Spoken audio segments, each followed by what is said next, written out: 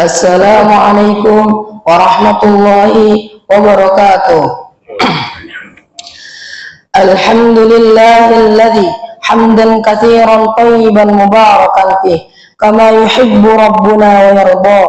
Asyhadu an la ilaha illallah wa asyhadu anna Muhammadar Rasulullah. Amma ba'd. Alhamdulillah, segala puji bagi Allah serta nikmatnya kita bisa berkumpul di masjid yang diberkahi ini, insya Allah.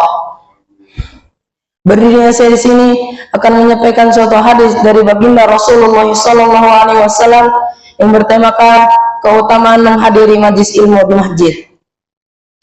Rasulullah SAW bersabda, "Wa majtama'a qaumun fi buyutin min buyutillah yatluna kitaballahi wa yatadarasunahu bainahum illa nazalat alaihimus sakinah wa ghasyiyatuhumur rahmah wa haffathumul malaikah wa dzakarahumullahu fi man 'indah."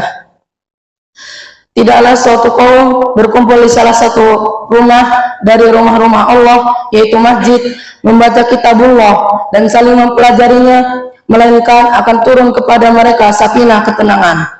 Mereka akan dikaruniai rahmat, mereka akan dilingkupi para malaikat, dan Allah akan menyebut-nyebut mereka di sisi para makhluk yang dimuliakan di sisinya. Hadis riwayat Muslim nomor 2699. Isi kandungan hadis: orang yang mempelajari Al-Quran di masjid disebut oleh Rasulullah SAW mendapatkan ketenangan, rahmat, dan kemuliaan dari malaikat. Dijelaskan oleh Al-Mula Ali Al-Qari, maknanya mereka akan ditolong dan dimudahkan dalam upaya mereka menuntut ilmu.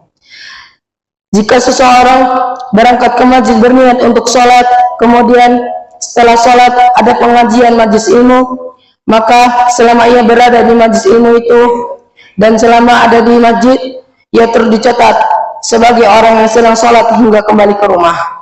Rasulullah SAW bersabda, "Jika seseorang berwudu di rumah kemudian mendatangi masjid, maka ia terdicatat sebagai orang yang sholat sehingga kembali."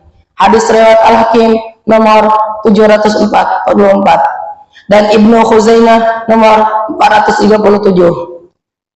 Dan apabila seorang selesai sholat kemudian menghadiri pengajian majlis ilmu hingga waktu sholat selanjutnya, semisal pengajian antara maghrib dan isya, maka ia terdicatat amalan kebaikan yang ia lakukan di masjid akan dicatat di Iliyin.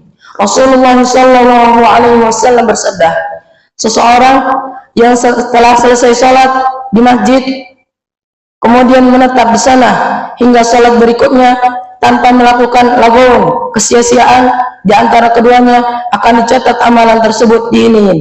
Hadis riwayat Abu Daud nomor 1288. Rasulullah SAW bersabda, barang siapa yang menempuh jalan untuk menuntut ilmu, maka Allah akan memudahkan jalannya untuk menuju surga. Hadis riwayat At-Tirmizi nomor 2682 dan Abu Daud nomor 3641. Ayat Al-Quran yang berkaitan dengan hadis, Allah Subhanahu wa Ta'ala berfirman, yang artinya, dan kami tidak mengutus sebelum engkau Muhammad, melainkan orang laki-laki yang kami beri wahyu kepada mereka, maka bertanyalah kepada mereka yang mempunyai pengetahuan jika kamu tidak mengetahuinya. Quran Surah An-Nahl surah ke-16 ayat 43. Sebelum kita tutup pembacaan hadis pada kali ini, alangkah baiknya kita berdoa terlebih dahulu. Bismillahirrahmanirrahim. Alhamdulillahi rabbil alamin. Hamdan yuwafi ni'amahu wa yukafiru mazidah. Ya Rabbana lakal hamdu, lakal syukru, kama yanbaghi li jalali wajhika azimi sultanik. Allahumma salli wa sallim ala Sayyidina Muhammad wa ala ali Sayyidina Muhammad.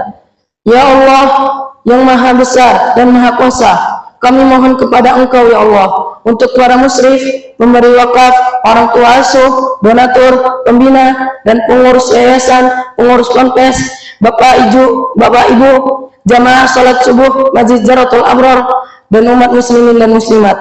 Diampuni dosa-dosanya, dosa besar dosa kecil disengaja ataupun tidak disengaja, diberi hidayah agar dapat melaksanakan semua perintah-Mu dan meninggalkan semua larangan-Mu. Diberi kesehatan agar bisa istiqomah dalam melaksanakan ibadah, baik yang wajib maupun yang sunnah. Diberi rezeki yang luas dan berkah agar mau berbagi kepada anak yatim dan duafa dan perjuangan Islam. Diberi kemampuan bisa bersabar jika menerima musibah dan pandai mensyukuri kenikmatan.